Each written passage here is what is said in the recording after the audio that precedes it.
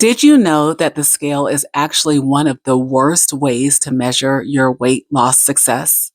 I mean, think about it. What does that number actually tell you? Well, I can tell you what it doesn't tell you. It doesn't tell you how strong you are. It doesn't tell you how much energy you have.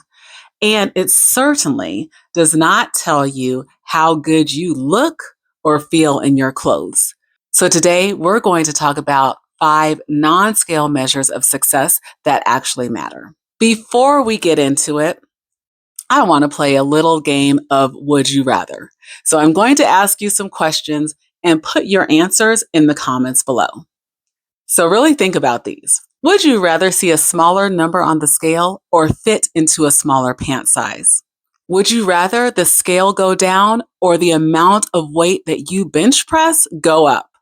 Think about that one and be honest. I have to say that I might not pass that one the way that I should, but think about it. Okay, here's the last one. Would you rather go down two, not one, but two clothing sizes, or drop 20 pounds with no physical or visible change? Which one would you rather? I'm waiting on your answers. Drop those in the comments. Those were some tough choices, right? It just goes to show that weight loss success is so much more than the number that we see on the scale. So let's dive into 5 powerful non-scale ways to measure your weight loss success. These are tools that will keep you motivated even when the scale is not moving. And make sure you stick around for number 5 because it is my absolute favorite and a really exciting way to measure real results. For those of you who don't know me, I am CJ, and I've lost over 80 pounds using compounded Tirzepatide. My journey started in April of 2024. As a reminder, I am not a doctor nor a medical professional. I am simply sharing what has worked for me on my journey, and I highly encourage you to see your own doctor or medical professional for yours. For those of us using weight loss medication to lose weight, like Tirzepatide, Monjaro, Wegovy, Zepbound, Ozempic, semaglutide, all of the ones, and I'm sure I have missed some. But if you're using any of those anti-obesity medications to lose weight, it can be really tempting, uplifting, and other times discouraging to watch, or in my case, stalk that number on the scale. But here are some other impactful ways to measure success. The first way that I've used to measure success is taking body measurements. Tracking inches lost around your waist, your hips, your chest, arms, thighs is a very powerful way to measure success, even when the scale is not moving. When your inches are getting smaller, but the number on the scale is not moving, this is a good indicator that you're replacing fat with muscle. I know taking body measurements can sound a bit old school, and I actually do it the old school way. Yes, with the tape measure. There are electronic tape measures if that's your preference, but I started off using an electric tape measure. I really liked it at first, but very soon it broke and my measurements it was just not taking the correct measurements. So I had to pull out the old school yellow tape measure that our mothers, grandmothers used for sewing and use that. I still track with the app, but like I said, I find it super reliable. And so therefore that is what I use. Number 2 is energy and stamina. Are you feeling more energetic throughout your day? I know when I first started this journey, or actually before I started the journey, I had to take a nap. I'm not even kidding you, every day around 2 o'clock. Now I've noticed that I don't have to take that nap anymore, especially if I've gotten the proper amount of sleep, which we'll talk about a little later. But I don't have to take that nap anymore. But I've also noticed that I have a hard time just sitting still throughout the day. I have to get up and move. Can you walk up a flight of stairs with less effort than you could before? I am going to share with you that that is the reason that I started this journey. I was walking around with my son at the Garden of the Gods, beautiful Garden of the Gods in Colorado Springs, and I was huffing and puffing, and we weren't really doing much. And that is what really made me decide that I needed to make a change. And so this happened probably in March of 2024. I went on the medication in April of 2024. And then my aunt came to visit us in August, and she wanted to go to the Garden of the Gods, and I was able to walk around it much easier. So using your energy and stamina is also a great form of measurement.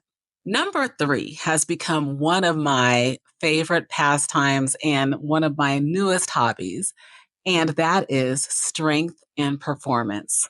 Are you lifting heavier weights, doing more reps? When I first started this journey, I started out having to make myself do strength training for 10 minutes. I and it worked. So if that's where you are, that is great. It worked. I did 10 minutes. Oftentimes I ended up doing more because I just felt like if you can get yourself down there for 10 minutes and you're already there, you've already got your workout gear on and everything, you're ready to go for more. But yesterday, I noticed that I needed to get in a quick workout. And when I say quick, I'm talking about 30 to 45 minutes is what I was aiming for because I really had a lot to do on my plate. So I get down yesterday into my basement and I'm working out, and 45 minutes passes without me even noticing. When I look down at my watch, I'm already at 45 minutes and I still have more exercises that I wanted to get in. But I needed to tell myself, okay, I actually had to cut myself short and just get in like two more exercises because I really needed to get on the road. While you are doing strength training, make sure you're keeping track of what you're doing because when it'll help you determine how much you're doing. You'll be able to go back and look at your progress. I'm so thankful. I actually don't think I started tracking though what I was doing until like I started in April, but I don't think I actually started writing it down until maybe the June-ish time frame. I'm going to have to go look. But anyway, that really helps you to track your progress, which is really helpful to go back and look and see, oh, when I first started, I was only able to do 5 pounds and now I'm able to do 10. So that's really helpful to be able to look and track those measurements. And it also helps you to know when you need to apply a progressive overload or to get better to help you to continue to build those muscles as well as get stronger. Okay, you all, I'm going to be honest. Number four is not sexy, but it can tell you so much more about your overall health than any number on the scale. And that is your overall health improvements. Is your blood pressure, blood sugar, and cholesterol improving? I can tell you that when I started this journey, my A1C had me in a pre diabetic range. So from April to when I went into the doctor in October and was able to get a clear, you're no longer pre diabetic range, that meant that my A1C was lower. I was ecstatic. And I'm going to be honest, I would rather see that number go down for sure than the number on the scale. I'd like both. But if I had to choose, I'd rather not be in the pre diabetic range. Also, in this one, do you experience fewer aches and pains? Back when I first started, I think I made an appointment to go see a podiatrist, like right around the time when I first started this medication. And when I went in for my physical in October, my doctor asked me about, hey, did you go and see this podiatrist? And guess what? I had forgotten all about it because that foot pain was no longer there. So that is another powerful way to measure. Also, another one in this health category could be about your sleep. Are you sleeping better, waking up more refreshed? I have to be super honest and transparent. This one is still a challenge for me. I am sleeping better. I think I am my own worst enemy in that, I have bad habits with electronics at night. So I need to work on that one. How are you all doing in the sleep category? Thanks for sticking with me because number five is my absolute favorite. How do your clothes fit? One of my new favorite pastimes after being on this journey is trying on clothes.